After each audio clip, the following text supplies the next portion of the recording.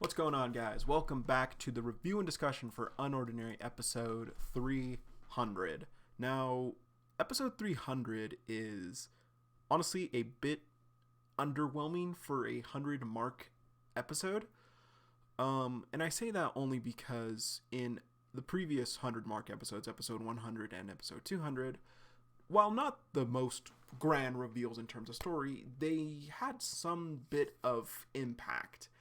And episode 300 doesn't necessarily have something like that. With episode 100, the biggest thing to come out of it was that the school, it was the revelation that the school had finally learned the truth about Serafina, that she lost her ability and everything like that. And we also saw a bit of Blake trying to reach out to John and, the early stages of Blake's major development as a character. Episode 200 had a lot of reveals, with us learning a bit more about Vaughn's agenda, though not as quite as much as we know now, obviously. And also showing further how a further seed planted that Darren was wanting to leave the school again at that point. Along with episode 200, we also got the reveal of Keon's ability, memory recall, as well, as Sarah was looking into John's past. Now, like I said, previous benchmark episodes had pretty big reveals and revelations happen within the story. That doesn't necessarily happen in this episode, and for that reason, episode 300 is a bit underwhelming, like I said. Now, it's not bad by any means, but it has some really good moments, but the episode also ends on a really weird note, if I'm being honest. Anyway, episode starts out with Vaughn's confrontation with the authorities, tailing off of episode 299, of course. Vaughn fucking throws Arnold out the window. Arnold tries to rush him after he gets pushed back, and Vaughn tells, "Get out of my school." And Arnold's just like, "Nah, fuck that. Round 2, bitch." And he tries to attack Vaughn again, and Vaughn literally just goes, he doesn't do it with his hands, but with his ability, Arnold's coming like this, and he just goes, and Arnold just goes out the fucking window. A lot like Gavin back in early UnOrdinary, when John just threw him out the fucking window. It's great. It's hilarious. Arlo sees Arlo and now Arnold. Oh god, that's gonna get weird. Arlo sees Arnold get thrown out the window, and he goes to check, and when he sees that, he wonders if that's a member of the authorities that was meeting with Vaughn, and he remembers Cassandra saying that she believes Vaughn is an imposter, and Arlo's wondering what's going on. Byron then tells Vaughn that he's assaulted an officer and it won't be overlooked. But, for us on the outside, we clearly know Arnold moved first. And I think, they're saying, you assaulted an officer, this isn't going to get overlooked. I think this is another clear indication of how corrupt and how the authorities are viewing things. Because, Vaughn was completely acting in self-defense. If you want to, hold them to, being resistant and, not complying with you guys, totally cool. Because, yeah, the school is filled with domestic terrorists right now. But, yeah, no. Vaughn was very much acting in self-defense. Anyway, of course, Vaughn, being the Giga Chad that he is, does not care. And he asks how they want to leave. Well, so he just says, yeah, well, your guy made his decision. So how do you want to leave? Would you like to leave through the door or the window? And damn, Victor, you a cool motherfucker. I ain't gonna lie. Anyway, so after that, there's a skip within the day. John is now heading into the safe house, but he sees Remy telling Arlo to essentially leave her alone. We don't really see much of their interaction, but it's really implied that Arlo wanted to talk to Remy, but she basically said, "I'm busy, I have my own things to deal with." And Arlo kind of played the card of blah, blah, blah, blah, and she basically told him, "You're always busy, so why can't I be?" And she tells him, "Leave me alone." So basically, yeah, she heads into the safe house. Now, this scene is kind of weird just because of the previous few episodes. Now, I get that Remy is still upset at Arlo for being with the authorities. I get that. I get that they're not on the best terms still right now. But I really thought when John saw this happen, I really thought that him and Arlo would talk about that situation, and John maybe offers, or Arlo asks John to tell Remy to hear Arlo out, because what Arlo has to tell to Remy and Blyke and Ison is important. He wants to give them a head start before the authorities make their move. And I really thought that John would, like, kind of hear that, like, realize that, and probably say something to Remy like, hey, you should talk to Arlo. I get that you're upset with him. I don't like that he's working with those pricks either, but you should really hear him out. What he has to say is important. And it's kind of weird, especially since, like I said, Arlo and John aren't really friends, but that mutual respect is starting to build. They are both starting to communicate because they have to at this point. So I really thought that John was going to go out on a limb and, like, kind of like tell Arlo and everything. Now, that being said, totally get it. Now, John even then reveals to Arlo that he knows about Ray, telling Arlo, hey, the authorities indirectly killed her brother. And I don't know if it's indirectly, like secret or not, Ember is a direct connection to the authorities. Like, it's not indirect or anything. It's not like some members of the authority. Okay. Going out on a limb here. It's not like some member of the authorities just kind of on their own decided, hey, let's kill some superheroes. No, this is like a direct branch of the authorities that Arlo's aunt Valerie and Byron are a part of. They are connected to this, and they are they're doing it in secret, of course, but no, it's like, this is a direct connection to the authorities, not really indirectly. So yeah, the authorities directly killed Ray, in my opinion. But but he tells Arlo after this reveal, John tells Arlo, if the authorities took someone important away from me, I'd fucking burn them to the ground. And this line, I really like this scene for how short it is. And I really like that moment with John, because they did do that. They did that twice to him. Serafina is now in hiding again because of the authority. Well, again. Well, after the thing with Spectre, her and John were in hiding for a bit. Point is, Sarah is in hiding because of the authorities. She's hiding from them. She had to leave Wellston. She had to leave John because of the authorities. They've taken her away from him. But not only that, they also took Jane away. And John had to grow up without a mother, like William said, for 15 years.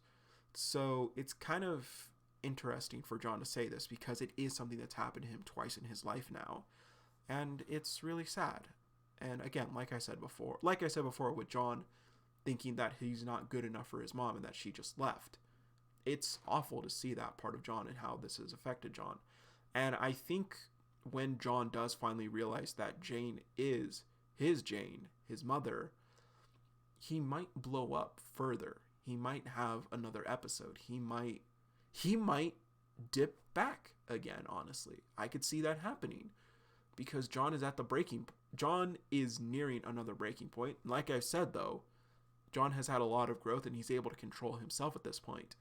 But if he realizes that not only did the authorities torture him as a child, but the authorities took his mother away, probably someone who could have been an amazing teacher for John once his ability had awoken, who knows?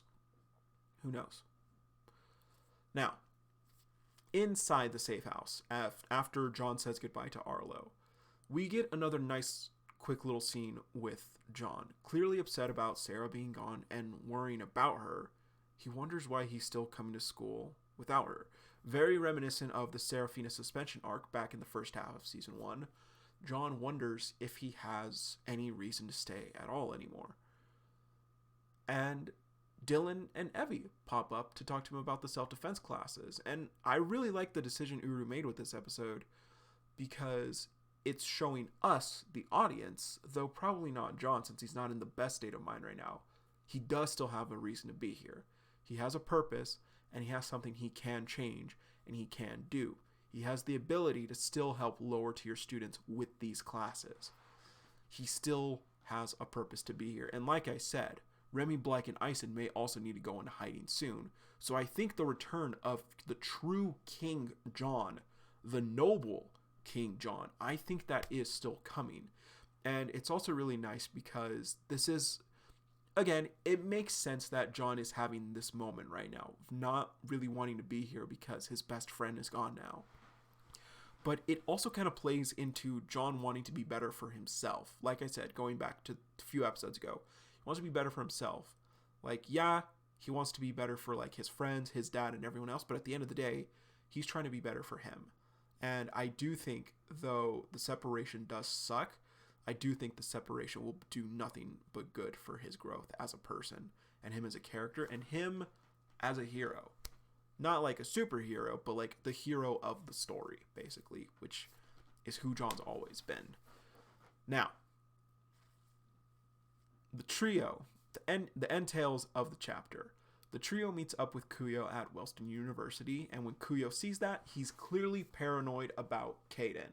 Remy's like, hey, like, you said we can, like, they tell him, you said we can come visit you, and like, you haven't been responding to texts or anything. And Kuyo's just like, referring to Kaden, it's just like, I'm with the enemy. Like, now's not a good time. So, yeah. My friend always says, and she has a really good point, a lot of things could be cleared up and fixed if people just communicated. Like, if Kuyo just told Kaden, like, hey, I know you've been acting shady ever since we met your cousin. What's up? Like, are you a murderer? I'm pretty sure Kaden would be like, no, let me explain. So, yeah, anyway. So, Kaden even picks up on this and how weird it is. He realizes they're Wellston students and kind of says to himself, glad I'm not the only one who has to babysit. Clearly referring to Serafina and John. Now, he asks who they are to Kuyo, which Kuyo responds with, they're my cousins! The same lie that Kaden used about Sarah when talking to Kuyo, and Kaden clearly picks up on that, and as they leave, he basically says he's hiding something. Now, they head to Kuyo's apartment, and this is where the episode kind of ends weirdly. So in Kuyo's apartment, Remy asks for the information that Kuyo promised since they filled him in on the Spectre situation, but Kuyo is obviously hesitant because of the danger to them as they are still kids. Black and Ison then notice the map on his wall though, and they kind of peek and like remove some of the stuff so they can look at it. And it's similar to the one that they had back in Remy's room when she was going through the X-ray arc. And they see all the work he's done to track ability amplifier dealings. And he tells Remy that she's not the only one who wants revenge for Ray. And the episode just ends there. Like mid-sentence. Like just kind of abruptly ends. And I said this in the reaction, and I still stand by that. I feel like that's a really weird place to end this episode because we already knew that. We already knew that. I think it was fairly obvious that, of course, Kuyo would want revenge for Ray. Of course, anyone close to Ray, like Remy, would probably want revenge. And it just feels really weird that that's where the episode ends, because usually an episode would end on a big reveal or like, you know, kind of some revelation that hasn't been assumed yet. But this one just kind of ends, and I'm pretty sure that episode 301 is going to start off exactly here and play off of it. So overall, I'm just kind of like,